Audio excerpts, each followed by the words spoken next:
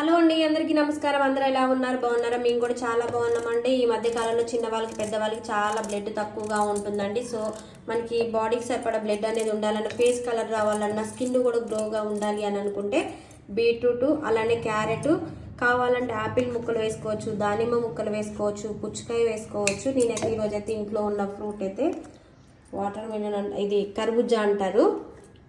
So కర్బూజాను కూడా cut చేసి అయితే వేస్తున్నాను. గింజలు అయితే వెయ్యరండి.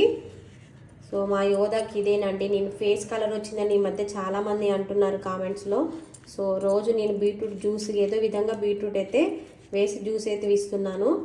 మనకి ఇప్పుడు ఎండాకాలం సీజన్ కదండి, కొబ్బరి బొండాలు పిల్లలకి జ్యూసులు, ఫ్రూట్స్ అయితే కంపల్సరీగా ఇవ్వండి.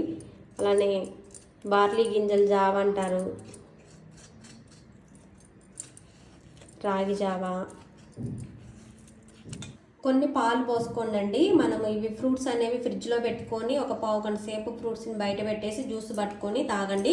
మళ్ళీ జ్యూస్ బట్టి ఫ్రిడ్జ్లో పెట్టొద్దండి, కూల్ అయిపోతుంది. ఏమైనా మనం కూల్ లేకుండా జ్యూసులు తాగితేనే చాలా మంచిది. ఇప్పుడైతే మిక్సీ జార్లో మిక్సీ అయితే పడుతున్నా.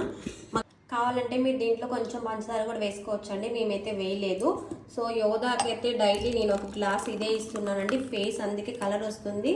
పిల్లలు ఏదో విధంగా బీట్రూట్ పచ్చడి కానీ, కూర కానీ, జ్యూస్ కానీ పిల్లలకైతే ఇవ్వండి. చాలా హెల్తీగా ఆరోగ్యంగా ఉంటారండి. మా పిల్లలకైతే ఇది ఇస్తున్నాను జ్యూస్, చాలా బాగుంటుంది. బ్లడ్ తక్కువ ఉన్న వాళ్ళు తాగండి, చాలా బాగుంటుంది.